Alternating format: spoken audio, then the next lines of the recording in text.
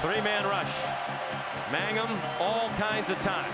Steps into the throw, in the wind, down to the goal line, and caught! Touchdown, BYU! Mitch Matthews on the last play of the game! This was by far one of Tanner Mangum's greatest moments at BYU, that essentially thrust him into the national spotlight. Coming to a program that has had a long history of success behind center, including guys like Jim McMahon, Steve Young, and Heisman Trophy winner Ty Detmer, Tanner was destined to be the next great BYU quarterback. He competed in the Elite 11 and was named co-MVP of the camp alongside Jameis Winston. Once he arrived to Provo, things started out good for Tanner. It all kind of tailed off towards the end of his college career due to various reasons, mostly out of his control. Today we will chronicle Tanner's rise from highly touted recruit to being benched for one of the hottest quarterback prospects in this year's draft.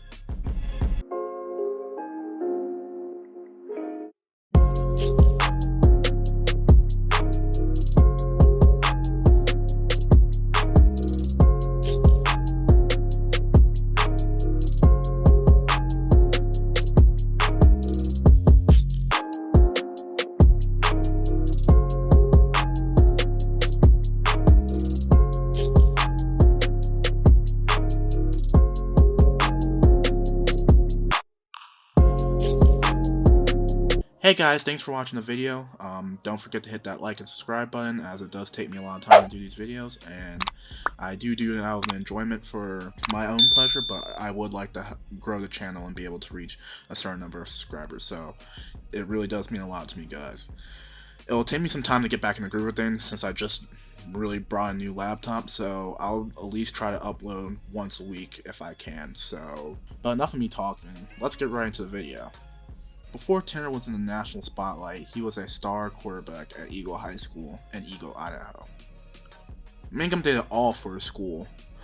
Mangum completed a school record 268 out of 293 passes for 3,885 yards and 35 touchdowns as a senior, and set a single game school record completing 37 out of 53 passes for over 460 yards and 6 touchdowns.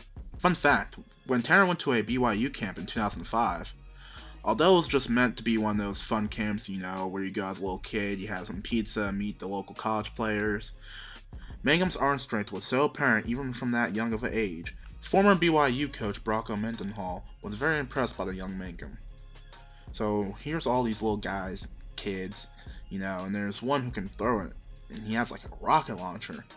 The ball really just came out different, and it sounded different. Tanner's family comes from a long line of athletes.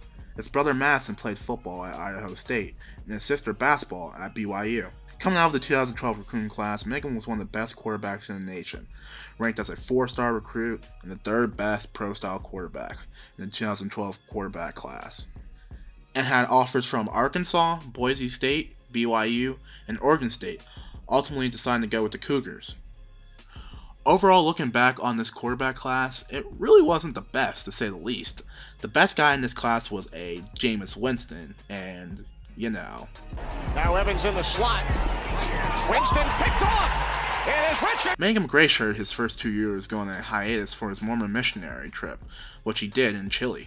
After Mangum came back for the start of the 2015 season, he found himself slated as the backup quarterback to current Saints do-it-all player Taysom Hill.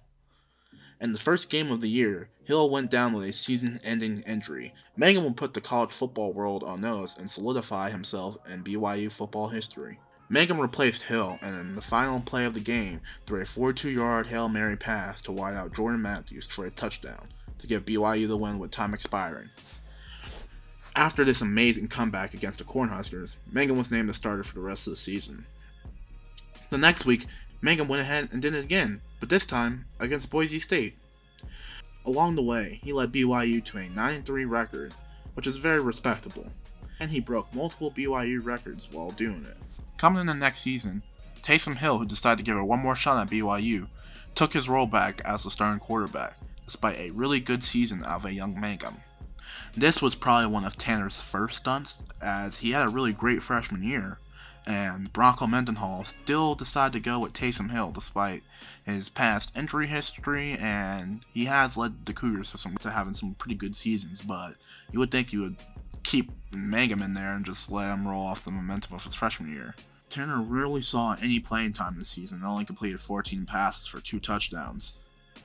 Like his last earned opportunity, Hill got injured again for the 4th time, and Mangum was thrust into the starting spot, where he finished the game in the 4th quarter versus Utah State, throwing only 1 time for 1 touchdown. Wow, on a side note, think about how many times Taysom has gotten injured in college. It's amazing. The fact that he's even able to carve a little nice role for himself in the NFL is a great story within of itself. Maybe I should cover him next. After the game, it was announced that Mangum would be the starter of the 2016 Poinsettia Bowl against the Josh Allen-led Wyoming Cowboys, where despite having an average game going 7 of 15 for 96 yards and 2 touchdowns, the Cougars were able to edge the Cowboys 24-21.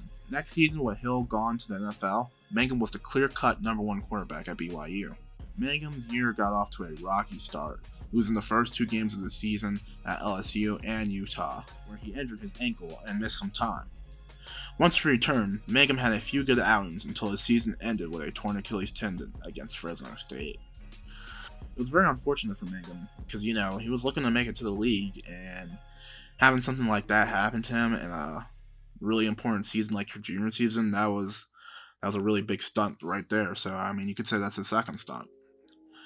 Might I add that through his time in college, Tanner saw longtime coach Bronco Mendenhall do the unthinkable and pack his bags for Charlottesville for the UVA job. Had 2 seasons under offensive coordinator and QB legend Ty Detmer, who really didn't make things better for the Cougs, having a really, really poor offense. While coming into the 2018 season, Mangum would have one more crack at solidifying his draft stock and his legacy at BYU. This time around, Mangum would have to compete for the starting quarterback job with the emergence of highly touted QB Zach Wilson. In hindsight, this could have been a great moment for Mangum to win the job and bring BYU to a new level in his final season behind a guy that is almost certainly going to be a lock for this year's NFL draft as a top 3 pick. Is anyone questioning that? Really? I don't think so, no. Mangum did win the job, but after a lackluster 3-3 start, head coach Kalani Sitake benched Mangum in favor of Wilson, who started the rest of the way, turned what seemed like a lost season for the Cougs into a 7-6 record with a bowl win. Tanner handled the benching actually quite well. You started this year as the starter, then you were the backup. It was a rocky ride for you. How are you able just to keep a positive thought through this whole thing? I think I credit a lot of it to my family and my parents and siblings and how I was raised, and then also coaches along the way who kind of helped mold my character and just taught me the importance of keeping a positive attitude and being a good person regardless of what situation you're in. And despite the setbacks and the adversity, I didn't want any of that to make me calloused or to harden me or to change who I was. I wanted to keep that same personality that I had through, whether I was succeeding or whether I wasn't.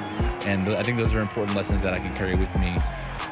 All I know is that I gave it my all. All in all, just to wrap things up, I think even with a great season, his chances to make the league were done. And his age really worked against him. He was 25 by the time of his senior year. And unlike quarterbacks who are in similar roles like Mangum, like a Brandon Weeden, who had one season that really solidified himself as an NFL draftable quarterback. And you really can't pinpoint to one season in Mangum's career at BYU outside of his freshman year that he actually went ahead and performed really well for them. Overall, I think injuries, losing the coach that recruited him to BYU, and being benched after a solid freshman year is ultimately what's done to Mangum's career. As of now, according to his Twitter page, he is currently an employee at the Jordan brand as a communications persona or what have you. Doesn't really say much else. He seems like a nice guy and will forever be remembered by BYU fans for his 2 really big Hail Mary plays. Again, until next time, guys, 1.